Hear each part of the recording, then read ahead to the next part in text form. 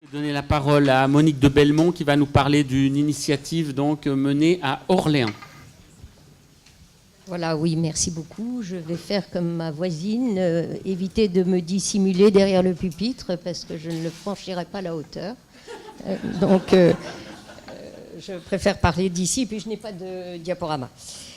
Alors, en fait, je suis là pour vous parler, enfin, pour vous évoquer une structure qui vient d'être créée plus ou moins sur Orléans, qui s'appelle le CODAP, le Comité d'accueil des personnes étrangères. Alors, la genèse du CODAP date de 2015. Face à l'arrivée massive des migrants, le pape a lancé un appel et le père Blacard, évêque d'Orléans, l'a relayé.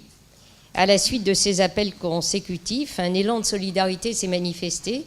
Des particuliers ont proposé des logements et des paroisses également. La question qui s'est posée est celle-ci. Comment accompagner cet élan de solidarité et d'accueil envers les migrants pour qu'ils puissent se transformer en actes durables et participer ainsi au développement d'une société juste et fraternelle? Alors, pour répondre au comment, le père Blacard a réuni diverses personnes concernées par l'accueil des migrants pour prendre en main et accompagner cet élan de solidarité. Le Secours catholique d'Orléans a assumé la coordination et a finalement, sur Orléans, accompagné tout seul ces nombreuses et différentes initiatives de solidarité. De nombreux accueils ont été réalisés, aussi bien par des collectifs que par des particuliers. Tous ont été accompagnés et soutenus par le Secours catholique. Mais il restait la deuxième partie de la question, pour qu'ils se transforment en actes durables et participer ainsi au développement d'une société juste et favorable. C'est la raison de la création du CODAP en 2017, résultat de la volonté du père Blacard. Sans vouloir créer une nouvelle structure, mais en s'appuyant sur l'existant, fort de l'expérience précédente du Secours catholique, nous avons rassemblé plus largement des associations ou mouvements liés à l'Église, des chrétiens engagés dans des associations non confessionnelles et des personnes engagées dans des associations non confessionnelles. Les associations qui se sont rassemblées dans ce comité d'accueil sont le CCFD, le Centre œcuménique, la CIMAD, la Pastorale des migrants, le réseau Welcome, le Olivet Solidarité, le Secours catholique. Excusez-moi, je ne suis pas capable d'intervenir sans avoir un petit papier. Non, c'est celui-là. Alors, pourquoi a-t-on voulu rassembler plus largement? Chaque association, en fait, a une réponse spécifique, mais limitée. Il nous fallait mutualiser nos forces et nos compétences et associer les différentes réponses que chaque association pouvait apporter. Il nous a paru évident que si nous voulions avoir un impact et une parole entendue plus largement, il fallait rassembler. Nous nous sommes tous retrouvés devant la réalité des situations inhumaines des personnes étrangères, sans logement, sans droit au travail, avec des problèmes de santé, des problèmes pour se nourrir, des démarches administratives toujours longues et complexes. Nous nous sommes retrouvés devant le même constat de l'action minimale de l'État, de la saturation des hébergements d'urgence et du manque évident de CADA. Notre première démarche a été de lancer un appel, signé encore par d'autres associations. Cet appel a été diffusé par nos réseaux, par les médias, qui nous ont beaucoup interpellés, dans les paroisses, à travers le département du Loiret. Appel pour sensibiliser, mobiliser, informer, échanger. Appel pour que se manifeste notre hospitalité vis-à-vis des personnes étrangères. L'objectif est de stimuler toute personne pour un engagement réel dans l'accueil des migrants, des personnes migrantes, soit à titre personnel. Elles sont alors orientées vers les associations en adéquation avec leurs propositions d'aide, soit à titre collectif, comme un groupe paroissial ou tout autre collectif, pour prendre en charge tous les aspects liés à l'accueil des personnes migrantes et en les mettant en lien avec ceux qui ont une certaine expertise. Il y a eu des réponses, il y a eu des propositions d'hébergement, d'accompagnement, d'enseignement du FLE, du français langues étrangères, d'accueil de jeunes non reconnus mineurs.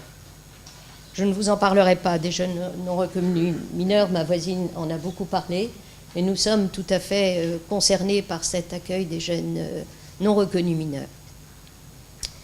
Dans le même temps, on a établi une liste non exhaustive de la grande diversité des accueils existants répondant aux besoins des personnes arrivant sur notre territoire, aussi bien en termes d'hébergement que pour l'enseignement du français, que pour l'accompagnement des dossiers administratifs, pour l'accueil donc plus particulièrement des mineurs et surtout des mineurs non accompagnés et des mineurs non reconnus.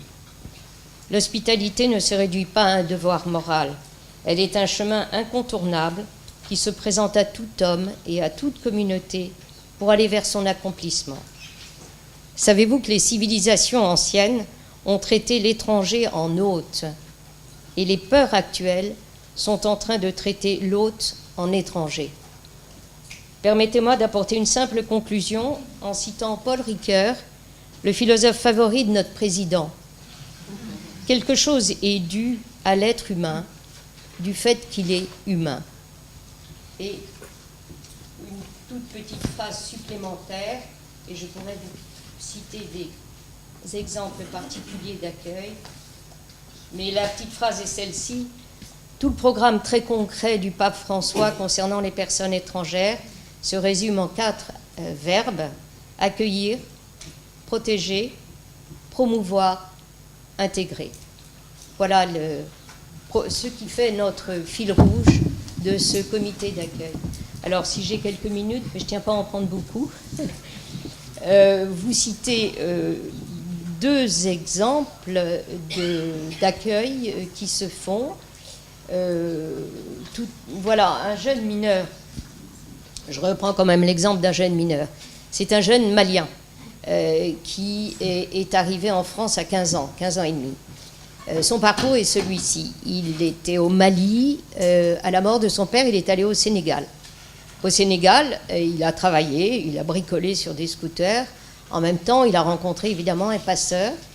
Le passeur lui a dit ceci: écoute, si tu veux partir, viens donc avec moi, je vais te faire un passeport, viens à l'ambassade d'Espagne. À l'ambassade d'Espagne, il y va, il se fait prendre ses empreintes, et le passeur lui demande évidemment une somme d'argent qu'il n'avait pas. Donc ce jeune, dans le même temps, apprend que sa mère, qui était restée au Mali, était malade, donc il se dit: avec l'argent que j'ai gagné, je vais pouvoir la faire soigner. Il va au Mali, sa maman décède. Donc au Mali, qu'est-ce qu'on lui dit? On lui dit: écoute, si tu veux aller en Europe, en France, prends le parcours normal. Et le parcours normal, évidemment, c'est la traversée de la Libye, de la Méditerranée, et de l'arrivée en Italie et de l'arrivée en France. Je ne reviens pas sur ce que ce parcours évoque.